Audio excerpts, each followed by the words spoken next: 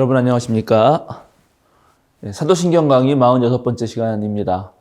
지난번 시간까지 해서 우리가 2번 연속 교회에 대해서 좀 살펴보았습니다. 우리가 거룩한 공교회를 믿습니다 라고 고백할 때 거룩하다는 의미와 공교회라는 의미를 가지고 교회의 본질과 정체성, 또 교회의 존재 목적, 그리고 교회의 역할, 또 한국교회가 나아갈 길을 살펴보았습니다. 오늘은 그 뒤에 이어서 바로 나오는 성도의 교제라는 부분에 대해서 오늘 살펴보려고 합니다. 성도의 교제 그냥 들으면 아주 간단하죠. 교회를 다니는 교인들을 하나님께서 거룩하게 여겨주셔서 성도라고 부르고 성도들끼리 서로 친교를 나누는 것으로 간단하게 그렇게 이해가 되죠. 그런데 그 앞뒤로 보면은 거룩한 공교회를 믿고 성도의 교제를 믿고 죄의 용서와 몸의 부활과 영생을 믿는다. 그런 쭉 이어지는 신앙 고백 중에 이제 성도의 교제가 들어가 있습니다.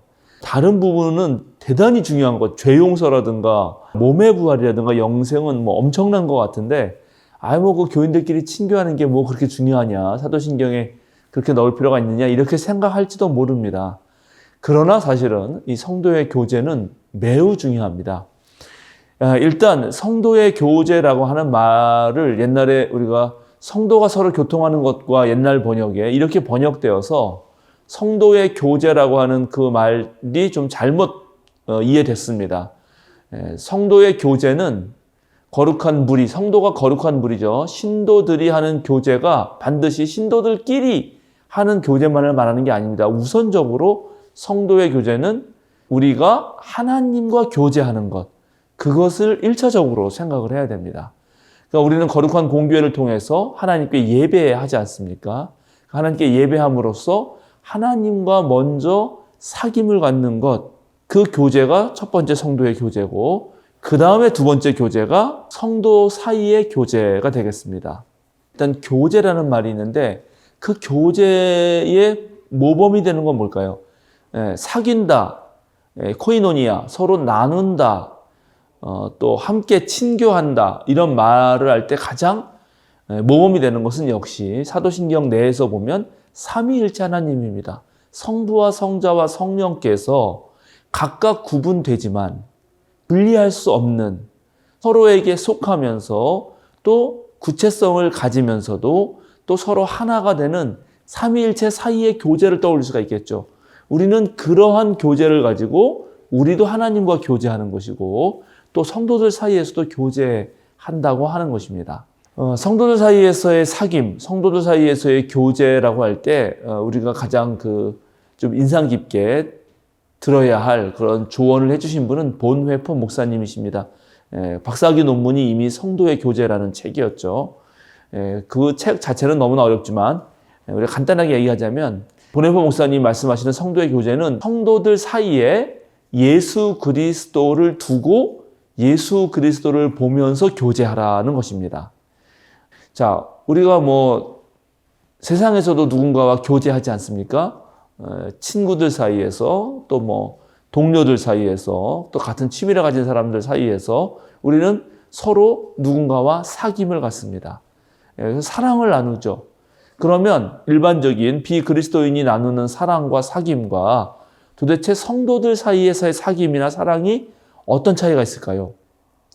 가장 큰 차이는 일반적인 사귐이나 사랑은 사귈 만한 이유가 있을 때, 또 사랑할 만한 것이 존재할 때, 즉 어떠한 조건과 어떠한 상황이 주어졌을 때 하는 것입니다.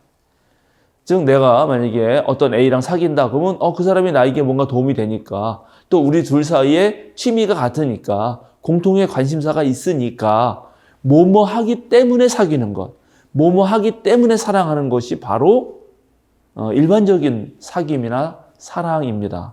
그런데 그리스도교가 말하는 사랑은 A가 B와 사귄다 또는 A가 B와 사랑한다고 할 때 A는 B에게서 사랑할 만한 어떤 것, 또 사귈 만한 그 어떤 조건도 발견하지 못합니다. 그렇다 하더라도 사귄다는 것입니다. 그리스도교가 말하는 사랑은 제가 예쁘기 때문에 저 사람이 사랑할 만한 무엇이 있기 때문에 사랑하는 것이 아니라 오히려 사랑을 먼저 함으로써, 사귀는 노력을 먼저 함으로써 사랑할 만한 것을 발견하게 되는 그런 일이 벌어지는 사랑과 사귐이라고 할 수 있습니다. 그 말을 보네포 목사님은 예수 그리스도를 사이에 두고 사귄다라고 한 것입니다. 저 친구에게서 어떠한 도움이 될 만한 것이라든가 공통 관심사라든가 사랑할 만한 것이 없다 하더라도 예수님께서 저 사람을 위해서도 자신을 내주신 그 사랑으로 인하여 조건을 유일하게 붙인다면 사랑이신 하나님이 예수님을 통해 보여주신 그 사랑 때문에 나도 사랑하리라 마음먹은 사람으로서 사랑을 하는 것입니다. 그렇게 사귀는 것, 그것이 바로 성도의 교제입니다. 그렇게 하다 보면 정말 뭐라 그럴까요? 우리가 미처 발견하지 못하는 새로운 사랑을 하게 됩니다. 대부분의 사랑은 심지어 하나님 사랑과 가장 닮아 있다고 생각되는 부모의 자식 사랑도 결국은 좀 서운한 일이 생기기도 하죠. 자식이 갚아주지 않을 때 서운합니다. 그러나 그리스도교가 말하는 사랑은 보상을 원하지 않는 사랑, 어떤 조건에 매이지 않는 사랑, 사귐도 그것이다 하는 것을 여러분 기억하시고 우리가 그렇게 사랑할 수 있도록 예수님을 사이에 두고 그렇게 사랑할 수 있도록 하시는 여러분이 되면 좋겠습니다.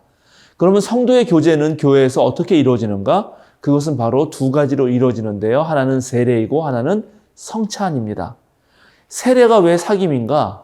세례를 받는다는 것은 여러 가지 의미가 있지만 그 중에 하나는 바로 믿음의 공동체, 즉 교회 구성원의 한 사람이 된다는 것입니다. 그래서 세례 받는다는 것은 나 혼자 예수님을 믿고 하나님을 믿겠다는 것이 아니라 예수님을 믿는 공동체에 내가 소속되어서 그 공동체를 위하여 나 자신을 드린다 하는 것입니다. 바로 나를 비움으로써 나를 부인하고 예수를 따르는 것으로서 참된 그리스도인, 즉 세례받을 수 있는 조건이 되는 것인데 그렇게 세례받는 사람의 표지야말로 같은 믿음의 공동체와의 관계, 사귐, 그 사람을 위해서 나를 비울 수 있는 것, 그런 책임성이 반드시 필요한 것이고 바로 그것을 나타내는 것이 성도의 교제이죠. 그리고 바로 그 성도의 교제에 대한 가장 확실한 상징은 주님의 식탁을 함께 나누는 것입니다. 그렇죠? 우리는 같은 몸에서 또 같은 빵에서 같은 잔에서 빵을 떼어서 먹고 같은 잔을 마십니다. 그럼으로써 우리는 모두가 하나가 되죠. 서로 다르고 환경이 다르고 생각이 다르고 자라온 모든 그런 역사가 다르지만 우리는 성찬을 통해서 주님과 하나 됨으로써 우리 모두가 하나가 됩니다. 그래서 교회에서 가장 확실한 성도의 교제는 바로 성찬을 함께하는 것입니다. 그래서 초대교회의 가장 이상적인 모습을 묘사하는 장면에서 언제나 빵을 뗀다는 말이 나오죠. 빵을 낸다는 것은 자신을 내어주는 것이고 물질을 나누는 것이고 모든 삶을 함께 나누면서 그렇게 하나가 되는 것입니다. 그렇게 우리 모두가 정말 참된 성도의 교제를 이루어 나갈 때 정말 세상 사람들이 우리를 보고 서로 사랑하는 저 사람들을 통해서 하나님의 백성임을 알게 될 것이다 라고 또 그렇게 요한복음서 그리고 요한계열의 그런 문헌들이 말하고 있습니다. 여러분, 우리는 모두 하나님에 의해서 거룩하다고 인정받은 사람들이고 삼위일체 하나님의 사귐 속에서 어떻게 사귀는가를 아는 사람들이고 그 사랑에 정말 감동해서 예수님을 사이에 두고 서로 사귀고 사랑하는 사람들입니다. 그 사실을 여러분 영원히 기억하시고 여러분 섬기시는 모든 교회에서 믿음의 형제 자매들과 함께 그렇게 깊은 사귐들을 나누시길 부탁드립니다. 성도의 교제에 관련된 오늘 사도신경 강의는 여기서 마치겠습니다. 여러분에게 도움이 되셨다면 많은 분들에게도 소개해 주시길 부탁드립니다. 그럼 다음 시간에 뵙도록 하겠습니다. 감사합니다.